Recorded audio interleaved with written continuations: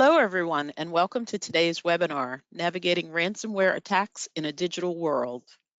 And before we get started, I'd like to go over a few items so you know how to participate in today's event. You may have joined the presentation listening using your computer speaker system by default. If you'd prefer to join over the telephone, just select phone call in the audio pane and the dial-in information will be displayed.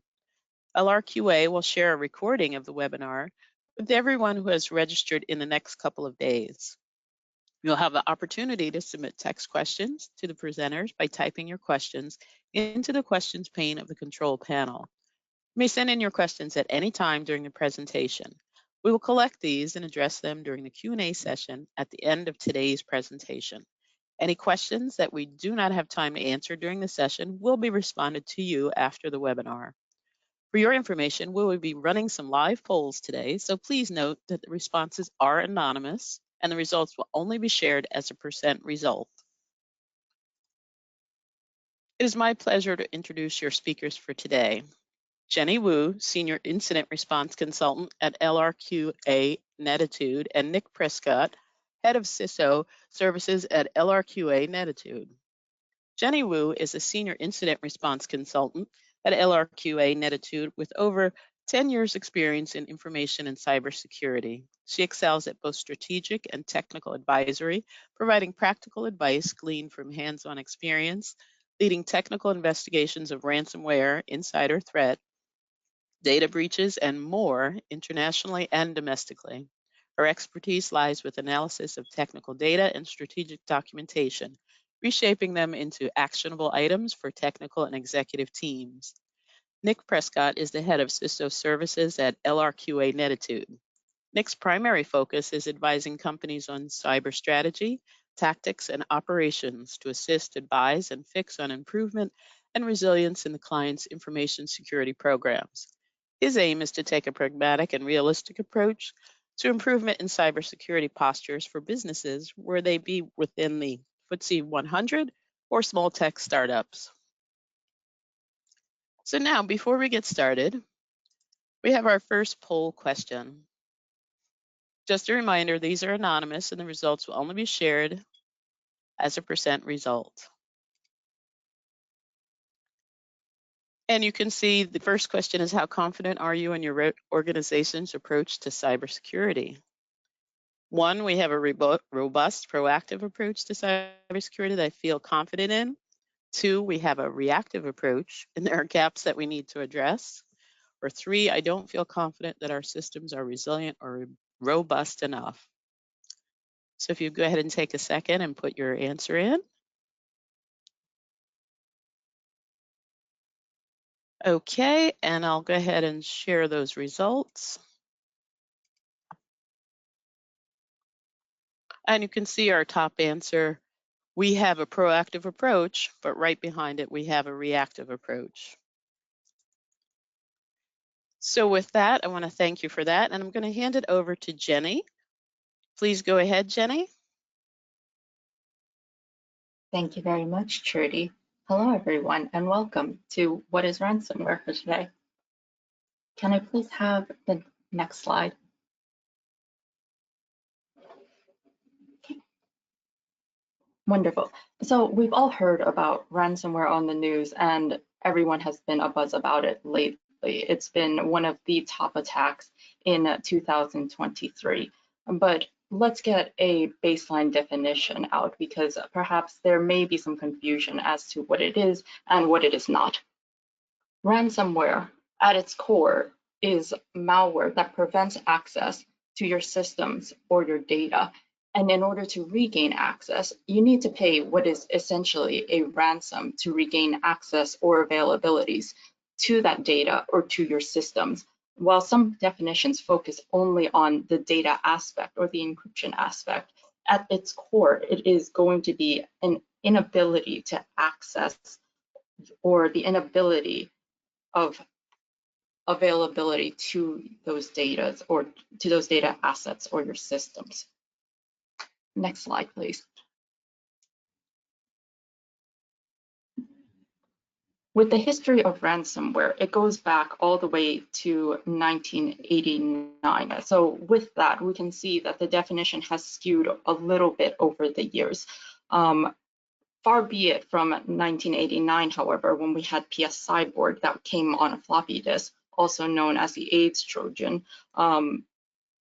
This has now evolved into something multinational. No longer is it going to be delivered to you on a floppy disk and you are forced to pay $189 to regain access to your system or your files. But we can see that the attacks have become a lot more prolific throughout the years. We can see the top targets being the United States, the UK, and Germany. And within just 1 year, we were able to see in the UK itself increase in attacks of 87%. And that is quite significant, especially if you look at the later slides, with the average ransom no longer being $189, but now costing up to an average of 1.5 million. However, with ransomware attacks, it's not just the ransom that businesses now have to worry about. We also have to worry about the cost to the business in dealing with these attacks, which on average has now risen up to about 4.5 million, more than double the actual ransom itself. And even more insidious, the dwell time for the ransomware actors have now decreased from 4.5 days to just 24 hours within 1 year. The significance of this means that there's less time to react to a ransomware attack occurring, and therefore companies are now pressured to pay up the ransom in order to continue their operations.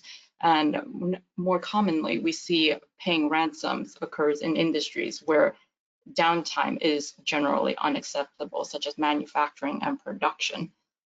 With this in particular, we can now see that paying ransoms is an option, but it is generally very ill-advised, because with paying ransoms, you have to consider, are you going to be breaching sanctions, right?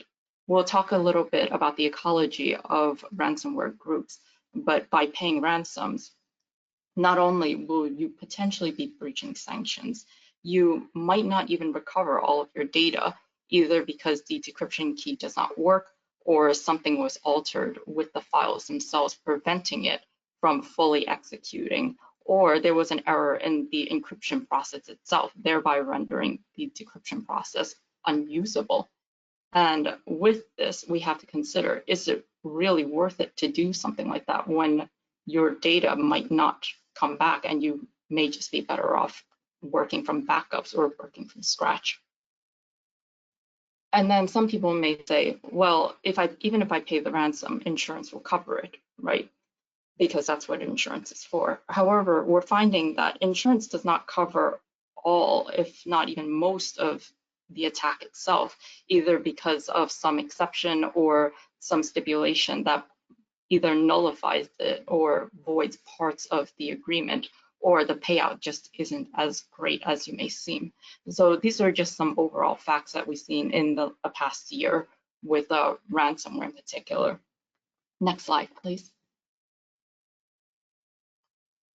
So with the overview out of the way, I want to talk a little bit about ransomware actors and the ransomware ecosystem, because again, no longer are the days where it's one person in a basement in a hoodie hacking into systems and running all of this stuff. This has now become multinational and quite organized in a sense. Next slide. So as we can see from this map, we have generally two types of ransomware actors. And I just say generally because there are some outliers, but in general, we see either criminal groups or state-sponsored groups. Criminal groups such as Lockbit 3.0, Revol, DarkSide, Bienland, Black Basta, we see them essentially motivated by financial gain. This is generally not done because they're state sponsored. They're doing this because they want money. They're financially motivated to do so. And in recent news, we've seen some of these groups get taken down, but these groups will splinter and reform because the masterminds behind them or the operators that are working within these groups have not been captured. And despite their infrastructure being taken down, they can easily spin it back up again. So they are quite persistent, and they seem to be here to stay and are constantly evolving in their structure and their techniques. These are well-organized groups who know what they're doing. And then on the other hand, you have state-sponsored groups such as Conti, Hafnium, and Lazarus, all groups who are either secretly or not so secretly sponsored by their government in order to hack into specific organizations, into specific countries, either for the purposes of espionage plus the additional financial gain, because with ransomware, as the name suggests, you are holding data for a ransom. If you can get not only state secrets from companies or intellectual property from companies, you are also able to gain finances on top of that. That is considered a win for them. So some of these are quite well sponsored. They're quite well organized with, internal HR departments, project managers, engineers, and things of that nature. So it is quite a sophisticated operation, and we can see that evolving throughout this from 1989 all the way up until now. Next slide, please. So with ransomware actors, generally, we talk about financial gain, but how is it that they are able to extort people for that money? Because it's one thing to have your data encrypted. It's another thing entirely for them to expose your data. So in general, ransomware actors have three types of extortion that they will generally resort to. The first is single extortion, where they have encrypted your data and you are paying for a decryption key in order to regain access to either your systems, your data assets. The second type is double extortion. They will encrypt your data as per normal, and you will pay in order to provide, you will pay in order to get that decryption key to regain access to your data. But on top of that, the threat actors may exfiltrate your data. They will take the data off of your systems, and you will pay them to delete that data from their systems so that they cannot sell it to anybody else or use it. This is more of a pinky promise, and you have to put your faith in the threat actor themselves, that if you do pay them, that they will delete it off their systems. So for some, this may not be enough of an incentive because there is that lingering question of, did you really delete it off your systems? So they may resort to triple extortion, where not only are they encrypting your data and you have to pay for the decryption key, where they are exfiltrating your data and you have to pay to have them deleted off their systems, but you are also paying to prevent them from leaking the data to the public, to the press, and making it known to the world that you have been breached. So there is public and social pressure on the victim themselves in order to preserve their reputation and to prevent any confidential information from being leaked out. So there are pros and cons to each one of these, but with recent attacks, we're seeing more triple and double extortion than we are seeing single extortion. However, there are some groups who may still resort to single extortion due to the lack of overhead of taking the data off your systems. Because with taking data off systems, it creates more noise in the environment, because you will notice if there are spikes in data and if you want to reduce that noise, you have to increase your dwell time, which increases your chances of getting caught. But still, having less data in your hands means that you have less ways to extort the victim. So again, we're seeing more triple and double extortions. And now with these extortions, we have to then ask, how much are they actually making from this? Because in order for this to be viable, it has to be profitable, right? Otherwise, ransomware actors would not be doing this. So next slide, please. Chain Analysis and Sophos has done some wonderful analysis on this topic. And we can see in 2023 alone, ransomware actors have made $1.1 billion. And they are not careless about this. They are quite intelligent about how they approach this. Because if we look at the bottom graph, the ransomware demands are generally adjusted to match the organization's revenue. Like I said before, with the ecology of ransomware actors, they are sophisticated. They will read your financial reports. They will try to gain an understanding of what data you hold that's sensitive.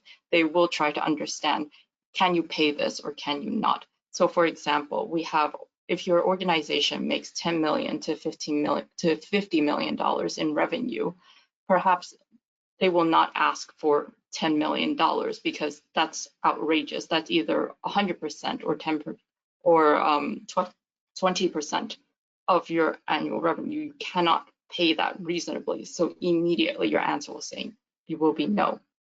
But what if the demand was something much more reasonable, like say 3.3%, or the mean average, which is 17%? Perhaps that's a little easier to swallow for your organization, and that opens up negotiations, because despite all of this, they're still going to be making a profit of, let's say, 3.3 million. And you can see from the chart, in general, as you get higher in annual revenue, the demand gets higher and higher proportionate to the organization's revenue. So quite profitable, quite good. But we also have to look at what else the threat actors spend that money on. And if we follow the money, we can see further into the ecology or the ecosystem of ransomware actors. So next slide, please. What's very important here is that ransomware actors is not going to be some monolithic thing where, you have everybody in one space or anything like that. Instead, you have people called initial access brokers, people who specialize at obtaining and selling access to organizations to ransomware actors. And they can either do this as a side job or their main job or as a hobby, just to make a quick extra buck on the side. Depending on the sophistication and the type of access that you're gaining access to, you can pay anywhere from a couple hundred or even a few dollars to a couple $1,000s. So on this chart, we can see initial access brokers are going to be a significant chunk of the money that ransomware actors have to spend on. But still, with all of that, we can see the profit from one company, let's say $330,000 for the ransom, which is paid by one company. If you scale that across multiple companies, this is practically insignificant, because these initial access brokers, they're paid just a fraction of that money in order to give the ransomware actors access to the actual systems, whereby the ransomware actors can then deploy their malware. They can gain additional access, steal company secrets, and all of that information. So these initial access brokers, they can be fairly non-sophisticated, stealing credentials by phishing or anything of that nature, to also placing backdoors, web shells, and using zero-day exploits against the organization. And so depending on level of sophistication, threat actors may pay up more to support their operations. So the chart also shows additional resources that the ransomware operators may need to pay for, such as VPS hosting, having a data broker, paying multiple ransomware operators who actually do the deployment, paying for additional tooling, paying for the latest and greatest vulnerability, or access to information about a new zero-day that hasn't been made public yet. So this can get quite complicated, but at the end of the day, even if they spend all this money to gain the appropriate access, the ransom that they're going to get from an organization still is going to turn a profit for them. And this becomes even more profitable with newer models. And we can see with, software as a service or platform as a service or infrastructure as a service, we can now see something known as ransomware as a service. So next slide, please. With ransomware, like I said, it's no longer something monolithic and it's run by a group. Instead, the barrier of entry to deploying ransomware attacks have now been significantly lowered with people people who create ransomware as a service providers. So we have initial access brokers who provide RDP access, VPN access, backdoor access, whatever, and they sell it to the appropriate people. But you also have the ransomware operators, the people who actually write and engineer the code for the malware and the ransomware encryptors itself. Perhaps they even have customer service lines to help guide victims through how do you pay them via Bitcoin or such. They are the people who provide the platform. And then you have the people who are the affiliates, the one-time operators who will pay a subscription fee to gain access to this tooling or to perhaps this website that will give them all that they need, just so that they can go into the system, use what the initial access brokers gave them, deploy the ransomware encryptor that the ransomware operators gave them, and then collect the profits off of that. And then they will provide a cut to the operators and the access brokers. So it can be quite profitable. And how profitable? Well, with ransomware as a service, monthly subscriptions can go from as low as $40 up until several $1,000s. And if we consider that the average ransom for, let's say, a $10 million to $50 million company is around 330,000, you're making quite a good profit with very little effort. So this is incredibly viable for them to just continue developing their skills and for this to proliferate. So let's talk a little bit about the anatomy of a ransomware attack and how a ransomware attack normally goes, now that we understand, a little bit about the people operating behind it. So next slide, please. So generally, when we talk about ransomware, we see the encryption, but contrary to what a lot of people think, ransomware, the actual encryption is very near the last step of this attack chain. So initially what happens is you have your initial access broker. They're the ones conducting reconnaissance, looking for viable targets. They're the ones doing some research out there, trying to see, has anyone's credentials been leaked? Is there any zero-day that they can exploit to gain a foothold into your systems?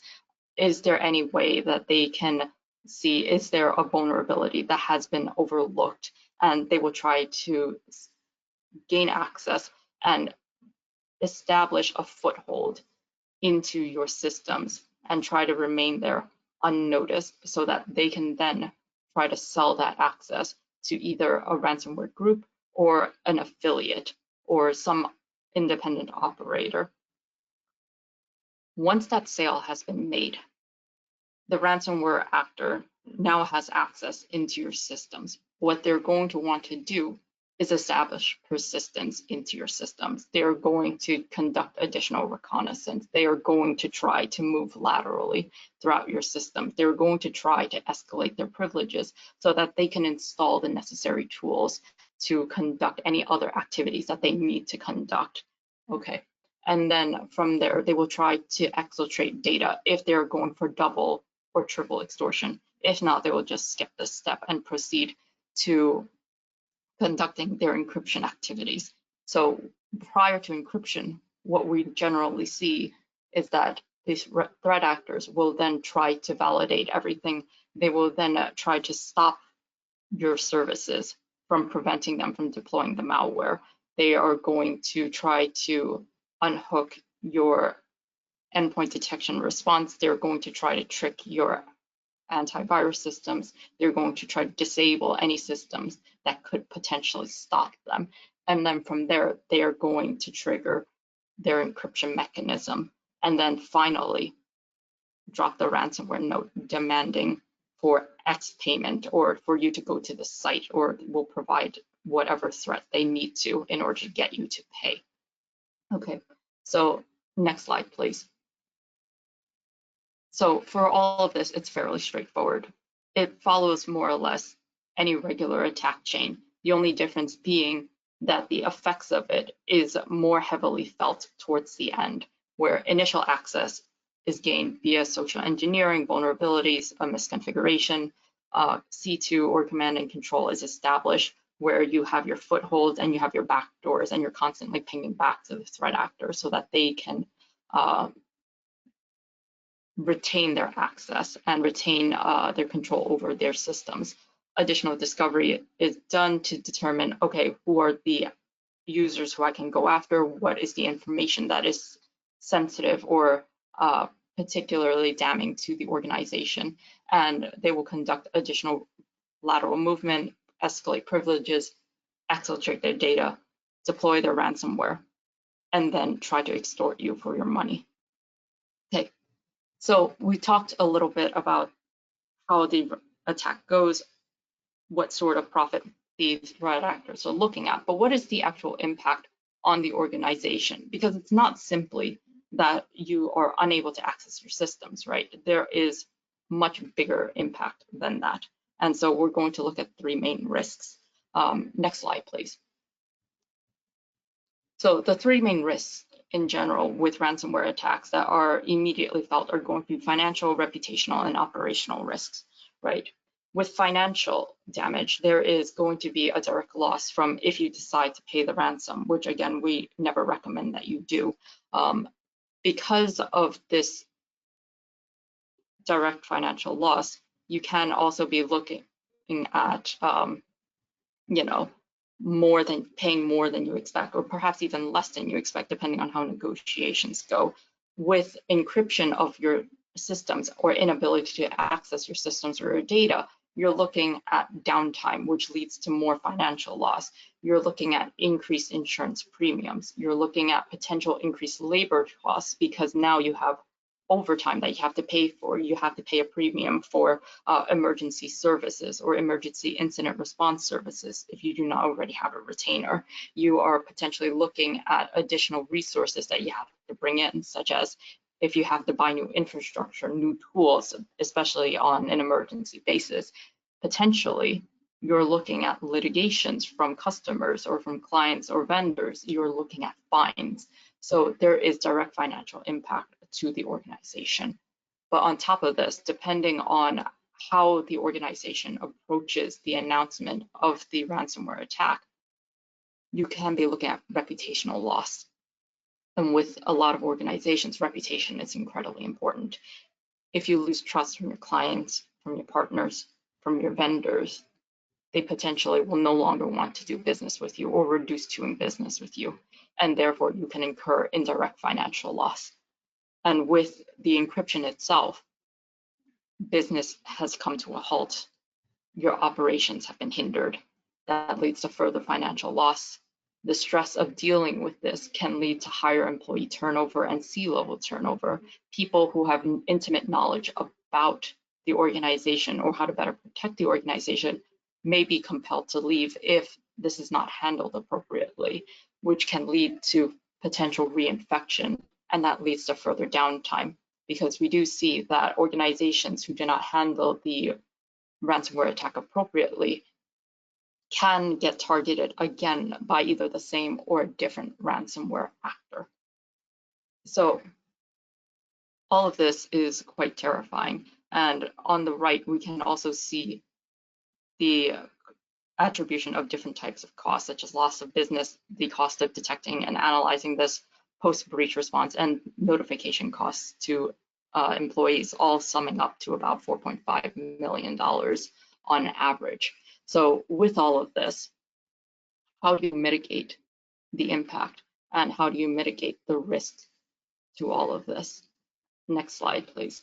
And a lot of this will go back to basics, and ISO 27001 is able to provide a starting line for tackling some of these particular sensitive and difficult issues. And for that, I would like to hand this off to my colleague, Nick Prescott. Okay, thank you, Jenny. And before we go to Nick, I'd like to go ahead and do our next poll. So Nick, if you'll just bear with us one moment while we go with the poll. And this poll is Will your organization be looking for any of the following services in the next 12 months? ISO 27001 certification, ISO 27001 training, cybersecurity maturity assessment, security tools review, or an incident response services? What will your organization be looking for in the next 12 months?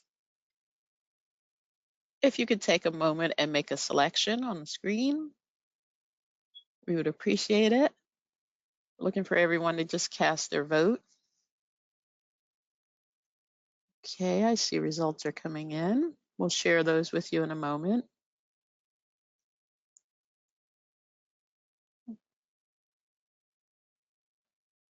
All right, everyone, if you've had a chance, go ahead and this is the last few seconds we'll give you.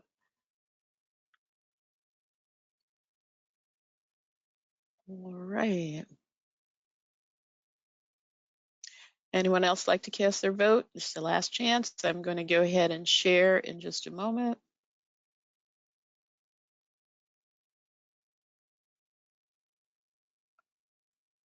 All right. Okay, let's go ahead and share those results.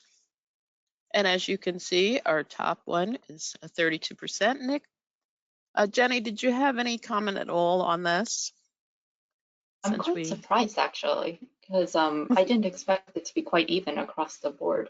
So all of these have its own merits, but I think it really depends on the maturity of the organization and where you're looking to be or where you're currently at. So while the results are surprising at first glance, it makes a lot of sense. okay, thank you for that, Jenny. And now I'd like to go ahead and turn it over to Nick. Hi everyone, I'm Nick Prescott, Head of CISO Services at LRQA Attitude. And thanks for your results on the survey. Again, it's a surprising results, but it's good to see that you know, a lot of you out there are looking for to have an outside view of your maturity and also your resilience, as well as getting on the road to ISO 27001. So without further ado, I'd like to move on to the next slide, please.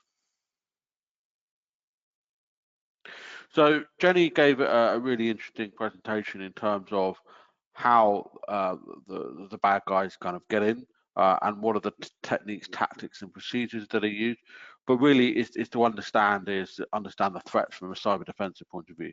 And my part of discussion will be to talk about how you can improve your cyber defensive. But first thing first is let's look at what the threat landscape is. So ransomware is essentially holding you to ransom for money. This is all about cybercrime. Fraud is becoming one of the, especially within the UK, is becoming one of the #1 sources of common crime in there as well. So essentially, ransomware is all about making money. And as Jenny said, there's $1.2 billion being generated from ransom as well. So the key thing is they will go for what they call the technical term kind of low-hanging fruit.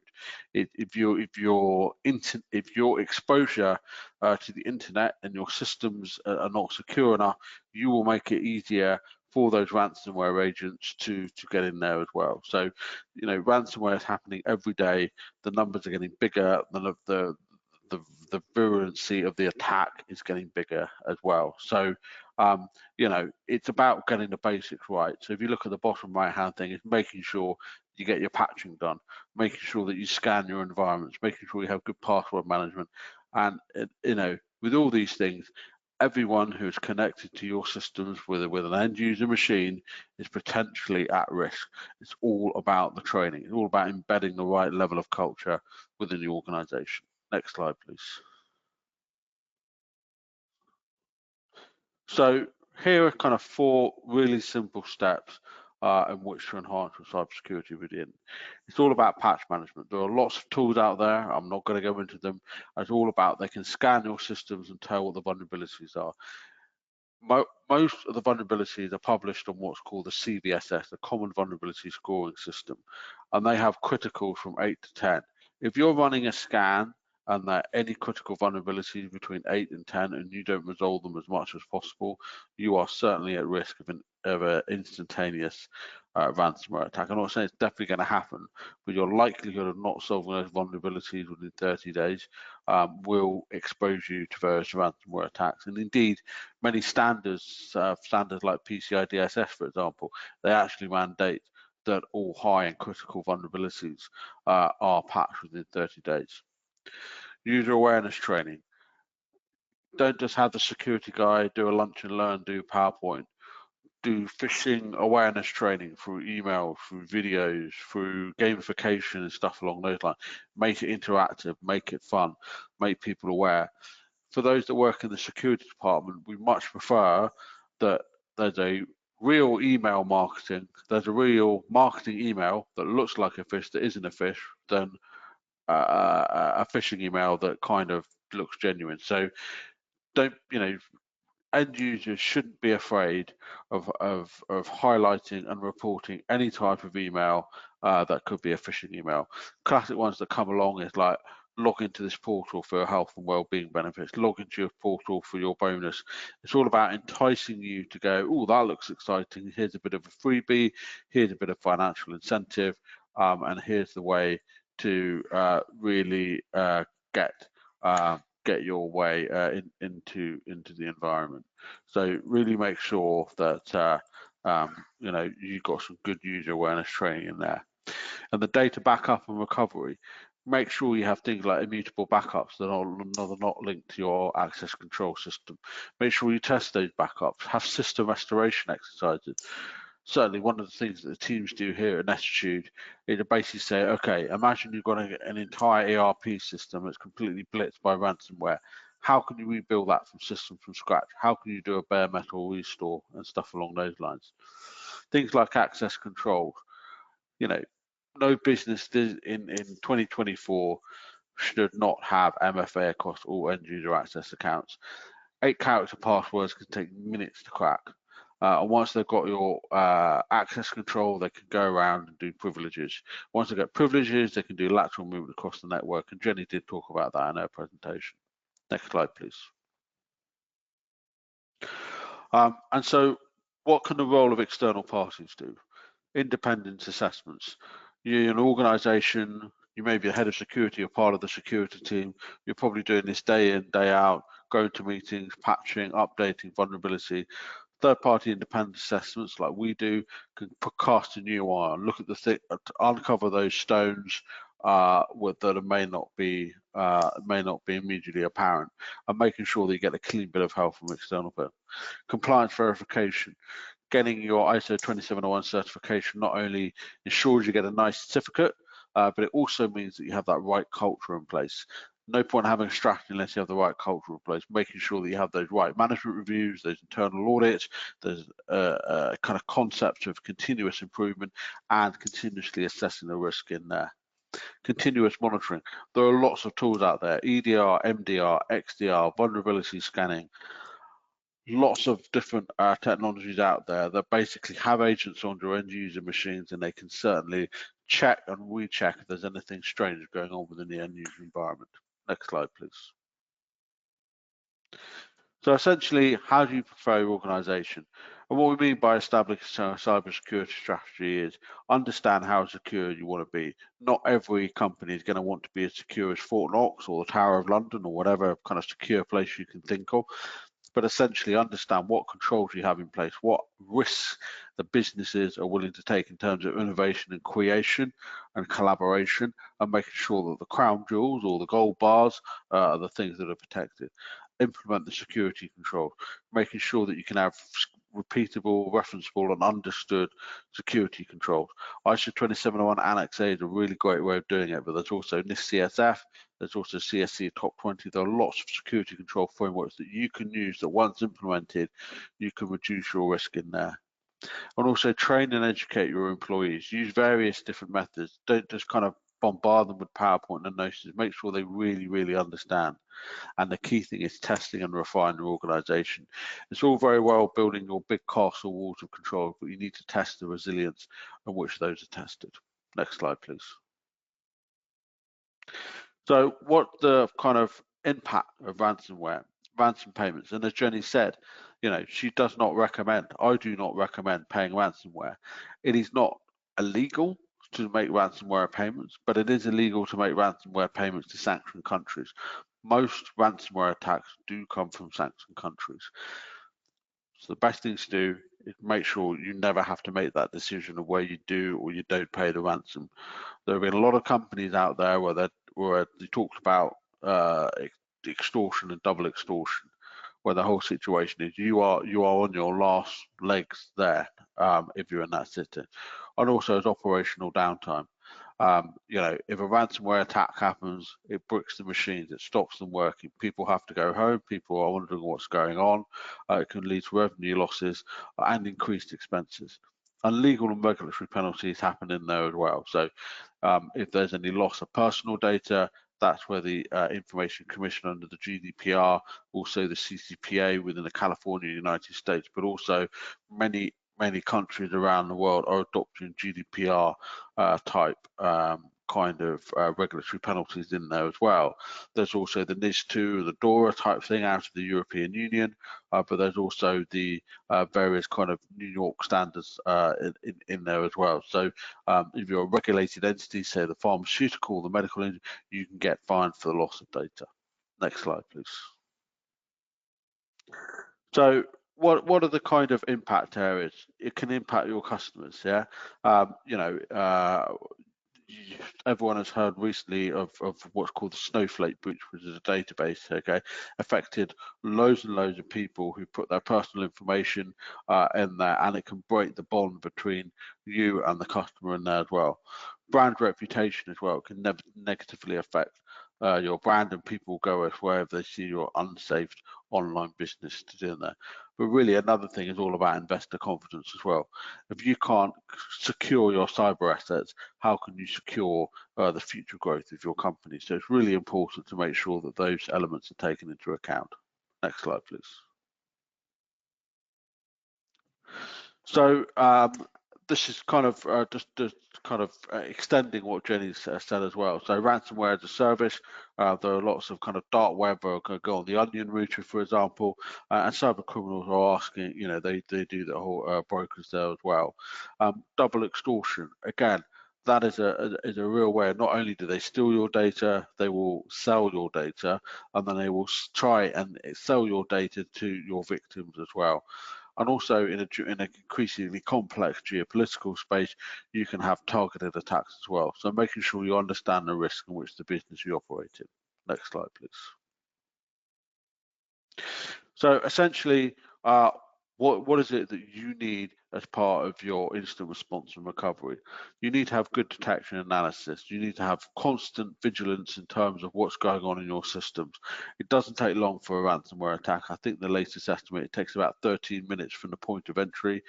Once you go through and establish someone's credentials, elevate your credentials to an administrative and then start doing lateral movement.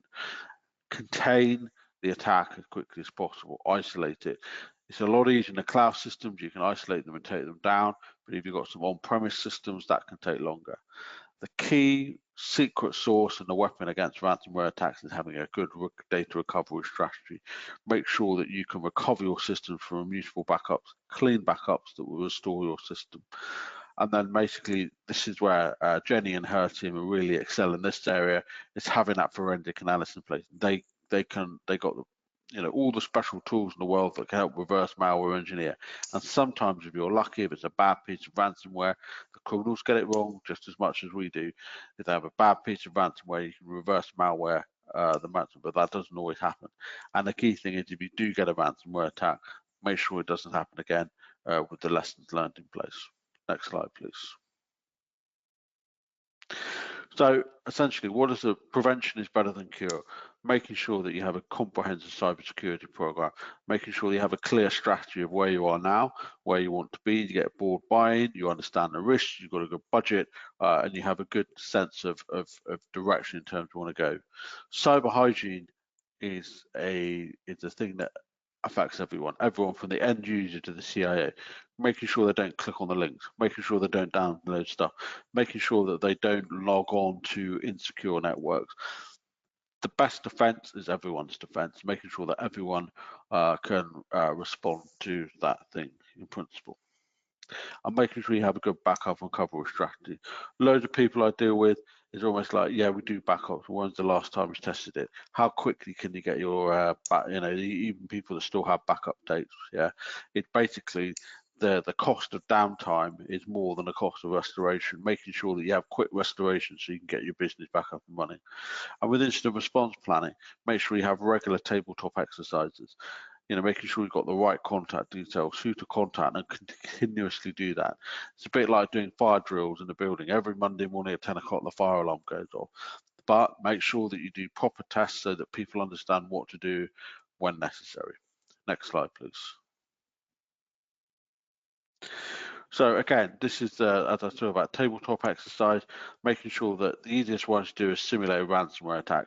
Don't just leave it to the IT and the InfoSec professionals. Get your legal in there, get your HR involved, get your service desk, your technology people involved, because it does affect the whole of the business. What you also want to be able to do with your tabletop exercise is think to yourself, well, if you have a situation where you have a pay or don't pay situation on your ransomware, discuss that through. It's a lot easier to discuss it in a preliminary exercise than a live incident. Making sure you have regular penetration testing and assurance. Absolute 101. The better you test your systems, the more resilient you are. And as I've said a number of times, make sure we do regular disaster recovery testing. A lot of people test their backups once a year. I'd say once a month. Keep on doing it and keep on doing exercises so they're more complex. You're rebuilding more and more complex systems because you never know when you'll have to do it. Next slide, please. So essentially, this slide I wanted to kind of put in here because really, when you look at the things like the Verizon reports and the various reports that come up from like Mandiant, for example, 66% or 2/3 of all data breaches come from the supply chain. It's really key in this aspect that you kind of understand who your critical suppliers are in terms of uptime and importance to your company. Do some due diligence on them, do some scanning on them, do some attack surface management on them, review their contracts, make sure you have the right to audit, make sure that they are transparent, and in an incident they will help you. Not only continuously monitor your environment, but continuously monitor their environment too, and make sure that they have a good level of things like ISO 27, demand ISO 2701 from your supply chain, demand assurance that they have those secure controls in place. Next slide, please. So there's a lot of cyber, in collaboration that's kind of going on as well. There are a lot of industry associations. There are loads of them that crop up the whole time across different industries. Join them, get involved as well. When we talk about public-private partnerships, for example, in the UK, you have the NCSC. There are lots of organisations like that where the law enforcement will reach out to companies and advise them on the latest threats in there. They can always come in and help you get some intelligence. Use threat intelligence sources. There are lots of information sharing things out there. So with the UK NCSC, there's the CISP portal. You log onto it, you get the credentials in place, and they will share some threat intelligence. Use that amongst your peers as well to do the networking as well. Security is essentially a safety business. The more you share, the more you understand what the threats are, the quicker you can resolve from them. Next slide, please. So wrapping up, the key takeaways, making sure you have a proactive defense. Think to yourself, what is it that you can do better to defend yourself? It's not looking at stuff within the perimeter, it's looking at stuff beyond the perimeter as well. Employee awareness, it's not about making sure the technical guys stay technical, it's about making sure that everyone in the business has a stakeholder relationship and making sure that they have their part to play. Also make sure that there's an incident response readiness in place, is that people know what to do should it goes wrong. They kind of stick to the plan and they don't deviate. And also the whole point of ISO 2701 is to do the whole continuous improvement. Next slide, please. So how certification can help you. It can basically make sure you have a formal structure for your processes of risk management and make sure that the auditor can give you properly define feedback in order to make sure that there's continuous improvement within your environment. Next slide. And again, how can LRQA help you? We have an extensive team of trainers who can do all sorts of things from portals to PowerPoint presentations. We do lots of gap analysis against loads of different standards. We can help you transition from the old version of ISO 27001 for 2013 version to the 2022 version, integrated assessments against various different factors, and kind of proactive cyber defensive services in there as well. Next slide, please.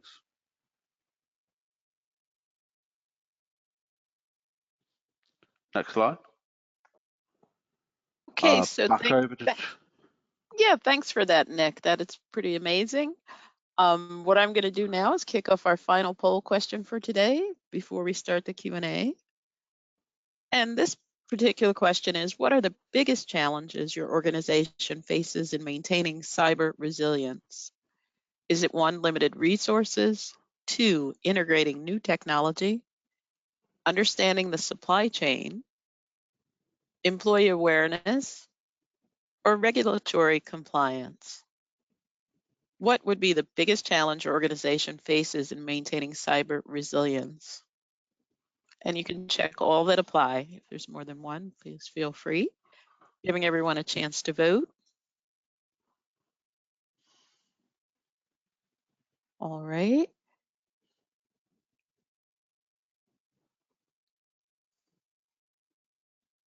Excellent. And again, what are your biggest challenges? Feel free to select more than one. Okay, let's take a look at that.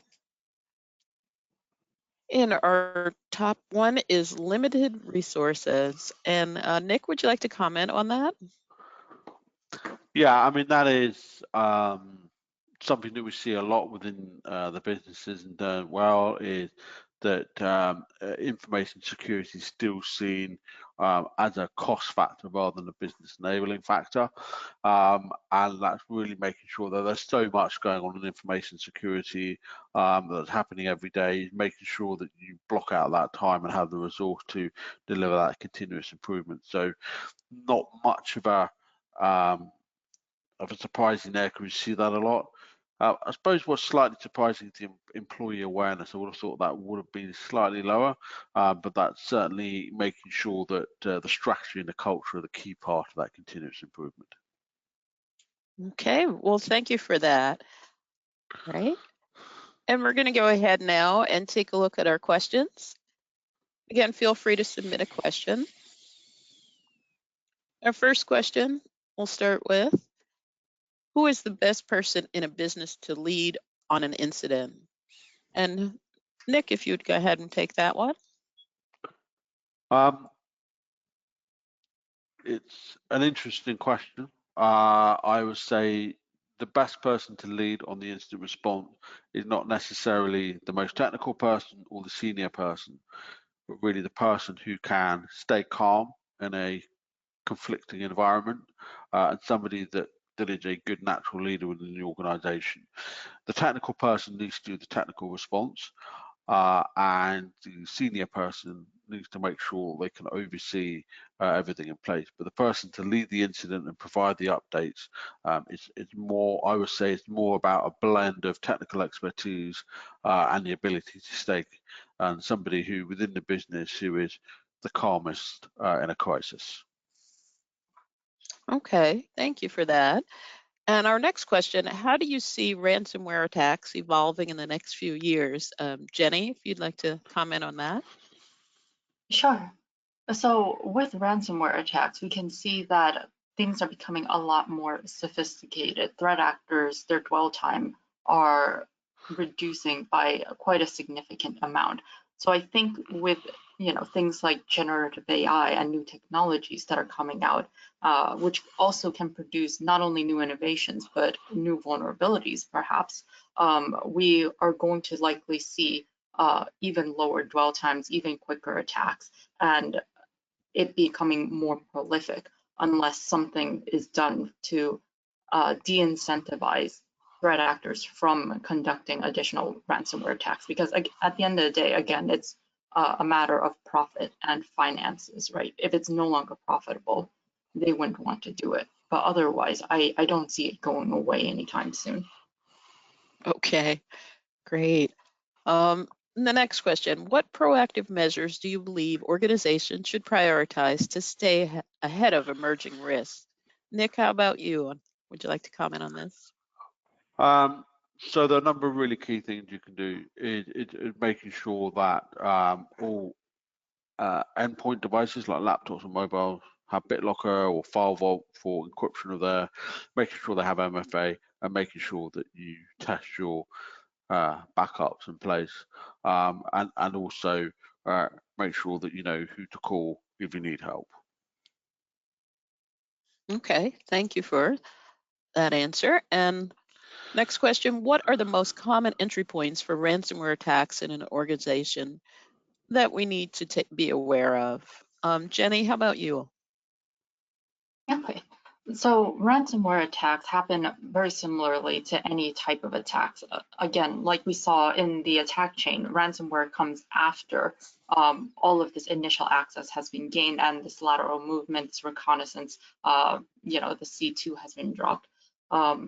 Generally, we are still seeing phishing being the #1 vector, making up for 90% plus of all attacks.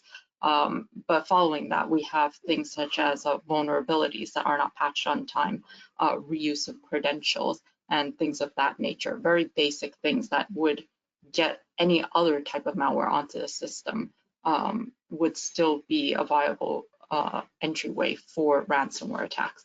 But ultimately, phishing, vulnerabilities, and improper credential hygiene.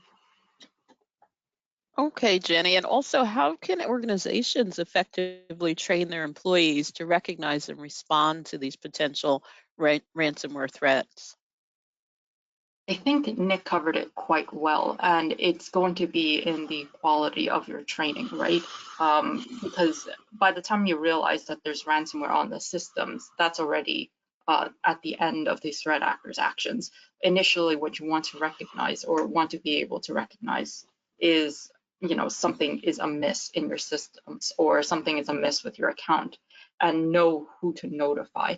And generally, you train employees not through just a PowerPoint, but actually proactively going out and having employees interact with emails that are potentially suspicious, either through products like KnowBe4 or through tests, and potentially even gamifying this, making the employees comfortable with reporting that they have seen something unusual or recognizing what is unusual and knowing that there isn't going to be a consequence if they were to say, hey, something is strange with my account or with this data, and can you take a look at it?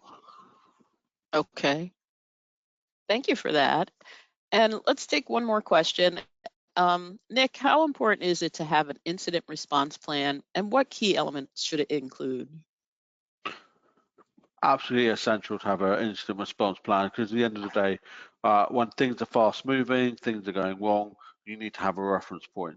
You need to know who the key contact people within your company are from a technical, legal, compliance perspective are.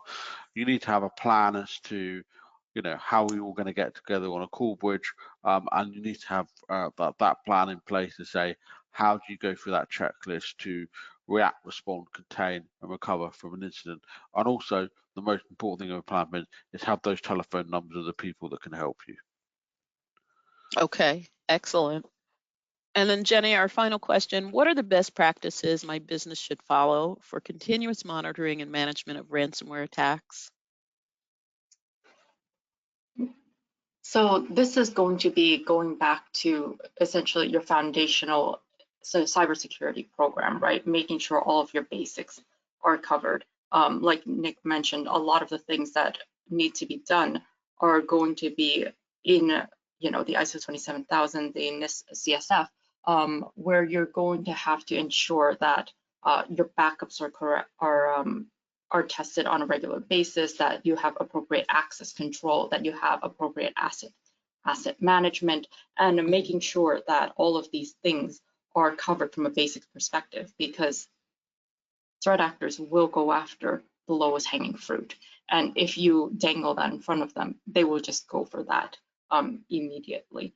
So it's going to be making sure your foundations are solid and then building on top of that. But again, it's going to depend a lot on your risk appetite, your threat landscape, and all of the other actions that you're going to have to take. Okay. Well, thank you so much for that. And thank you to both of you for today's session and presentation. I'd just like to remind everyone, thank them for attending. And once you leave today's webinar, you will receive a survey on the presentation. And we would appreciate it if you would complete it and provide your feedback. You will also receive a follow-up email over the next few days with a link to view a recording of today's webinar. And on behalf of LRQA and our presenters, thank you for joining us today and have a great rest of your day.